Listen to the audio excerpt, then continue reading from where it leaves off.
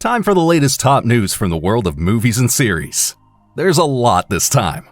The teaser trailer for Christopher Nolan's The Odyssey is here, a new Transformers movie from Michael Bay, fresh impressions from Avatar 3, and Vin Diesel is bringing back a deceased actor for his Fast and Furious finale. All that and much more, now in the KinoCheck news.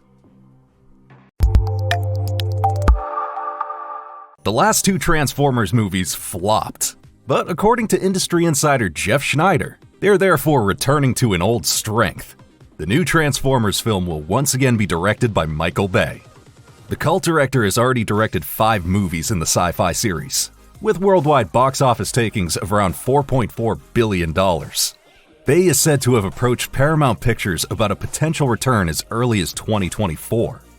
At the same time, Transformers 1 director Josh Cooley is working on another live-action film as well. There are also several unspecified projects in development, including a possible crossover with G.I. Joe. As of now, it's still unclear when we can expect a new Transformers film from Michael Bay.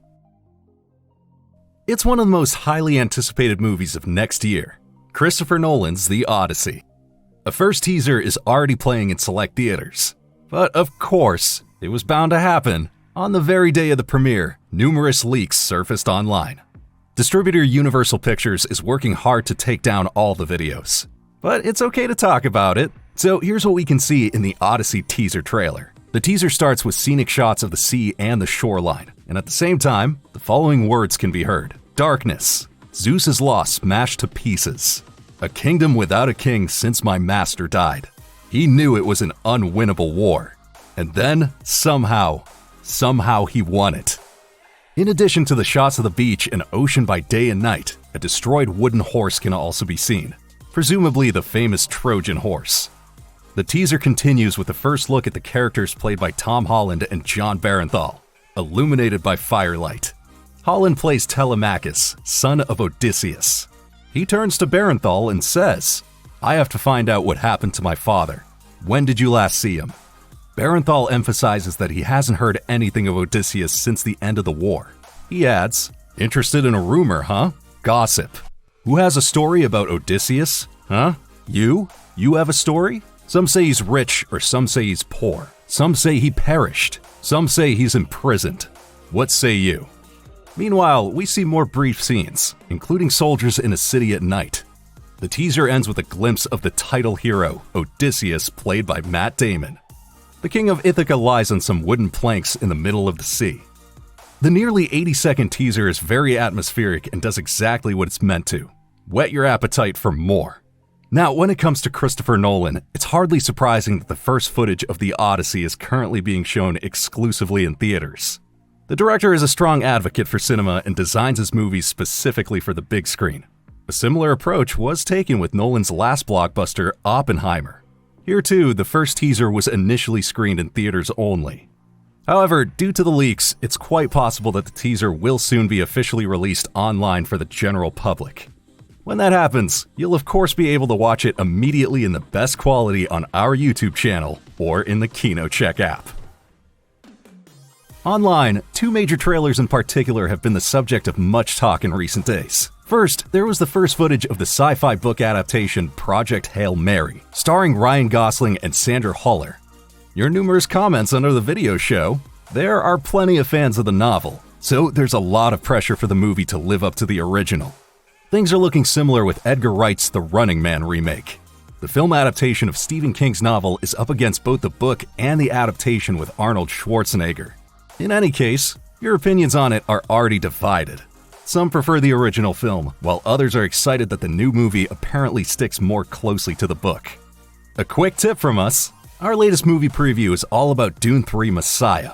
We shed light on the novel the movie will be based on and explore the potential storyline of the 3rd installment. Feel free to check it out. This is bound to spark an intense debate. According to Variety, Vin Diesel gave an update on the grand finale of Fast and Furious at Fuel Fest. Reportedly, they're planning to bring back Paul Walker's character Brian O'Connor for Part 11. The character was long one of the flagship figures of the action series, until the actor died in a car accident in 2013.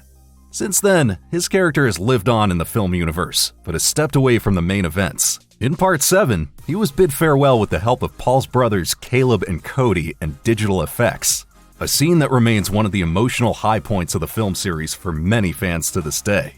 Now, how exactly Brian O'Connor will be integrated into Fast and Furious 11 is still unclear. It'll likely be a rather small appearance, once again made technically possible by CGI and body doubles. However, whether fans will embrace this decision is another question entirely. Vin Diesel revealed that he gave the studio 3 conditions for the new movie. The story had to take place in Los Angeles, return to the classic street races, and bring back Brian O'Connor. Part 11 is expected to hit theaters in April 2027, though an official release date has yet to be announced. New impressions from Avatar: Fire and Ash.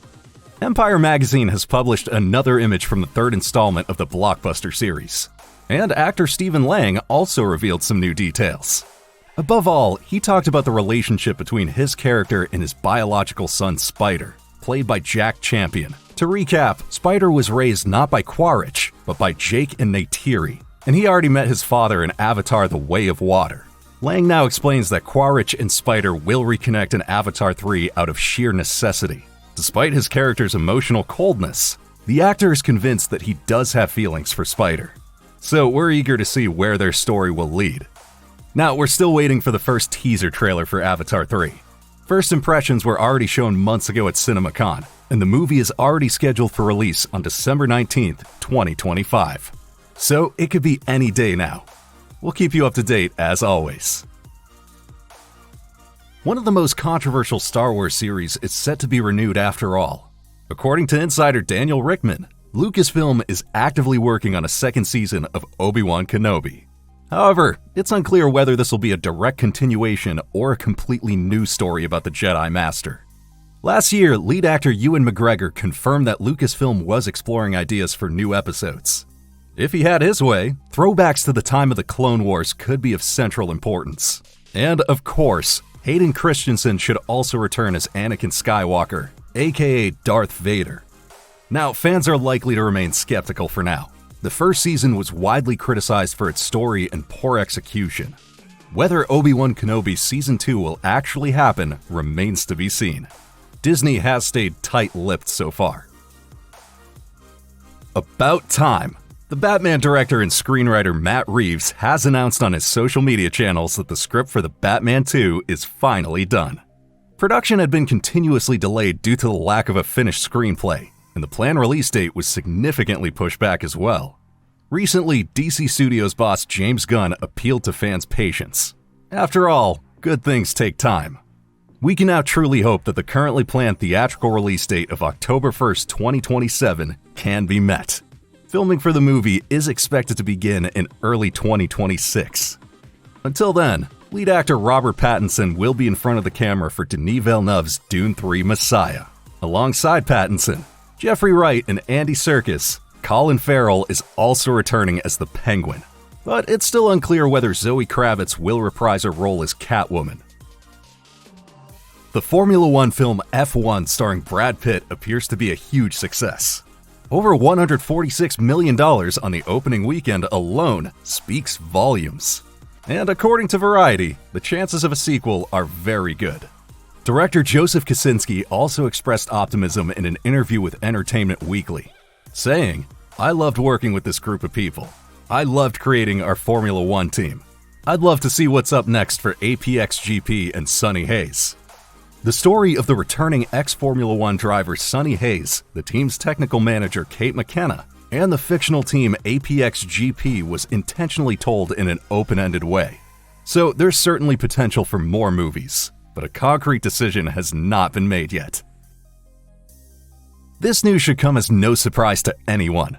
After the huge success of the live-action adaptation of Lilo and Stitch, Disney has announced a sequel. In a clip, we see Stitch in a small car. His tire tracks leave a clear message: Lilo and Stitch 2. The announcement date, June 26, is a clever Easter egg. After all, Stitch is also known as Experiment 626. It's still unknown which actors will return and whether Dean Fleischerkamp will direct again. However, not much is likely to change. given that the first installment was a huge success with box office earnings of nearly $950 million worldwide. That was this week's news. What do you think of the idea of digitally bringing Paul Walker back for Fast and Furious 11? And are you hyped for Christopher Nolan's The Odyssey? We're excited to read what you have to say and would appreciate your like for the video. See you next time, your KinoCheck team. And in case you missed it, here's some more news that will pique your interest. What a piece of news! Jon Bernthal is the Punisher in Spider-Man Brand New Day. This will be the actor's first appearance in a Marvel film. Bernthal's Punisher was first seen in the second season of the popular Netflix series Daredevil. He then even got his own series with Marvel's The Punisher. So now the question is whether his appearance will be more of a cameo like that of his Daredevil colleague Charlie Cox in No Way Home, or whether the Punisher will have a significant impact on the story of Spider-Man 4. After all, the character is known for his brutal violence, which sets him apart from your friendly neighborhood Spider-Man. Industry insider John Roca, however, revealed back in January that we can likely expect a team-up between Peter Parker and Frank Castle against a savage version of the Hulk. And indeed, sources from the portal Nexus Point News recently confirmed that Bruce Banner will play a major role in Spider-Man 4. That leaves one big question. Why has the Hulk suddenly gone wild again? And why is he now siding with the bad guys? Chris Parker from 3C Films has an interesting theory. According to casting rumors from Daniel Rickman, Mr. Negative could be involved in the new movie. The Underworld boss would have the power to reactivate the Hulk's savage and destructive side. Reportedly, the production team has already been delving into samurai and shinobi clothing, a possible hint at the Asian villain and his henchmen. But these reports have also sparked speculation about whether Silver Samurai could appear as one of the villains. The news about the Punisher's appearance in Brand New Day is raising anticipation for the announced Punisher special on Disney+. The short film is set to be released next year alongside the second season of Daredevil Born Again. We expect this to lay the groundwork for his appearance in Spider-Man 4. By the way, this is not the only project that Tom Holland and Jon Bernthal are currently involved in together. Both are also starring in Christopher Nolan's action epic The Odyssey, which is likewise scheduled for release in 2026. Spider-Man Brand New Day is set to hit theaters on July 31st, 2026, if everything goes according to plan. After much speculation, everything is now settled. Following his acclaimed work on Thunderbolts, Jake Schreier is now set to direct the first X-Men film in the MCU. After concluding the multiverse saga, Marvel is apparently planning a fresh start, with the X-Men at the center. A few months ago, it was already confirmed that a number of classic X-Men actors, such as Ian McKellen and Patrick Stewart, will return for Avengers Doomsday. Marvel further announced that 4 new MCU movies will be released in 2028. Possible candidates include the X-Men film, Blade, Black Panther 3, and Shang-Chi 2. It was only in May 2025 that Disney CEO Bob Iger admitted that Marvel had lost some focus in recent years. We all know that in our zeal to flood our streaming platform with more content, that we turned to all of our creative engines, including Marvel, and had them produce a lot more. We've also learned over time that quantity does not necessarily beget quality. By consolidating a bit and having Marvel focus much more on their films, we believe that will result in better quality. So now, 4 movies are slated for release in 2028. At least, it seems they're taking their time. Next year, we're only expecting Spider-Man 4 and Avengers Doomsday. And so far, only Avengers Secret Wars has been announced for 2027. There can be only one. But in the upcoming Highlander Reboot, it seems there's room for a second movie star. As revealed by Collider magazine, none other than Oscar winner Russel Crowe will be starring alongside Henry Cavill. According to consistent reports from various outlets, Crowe will take on the role of the Mentor, the character originally played by Sean Connery in the first Highlander movie.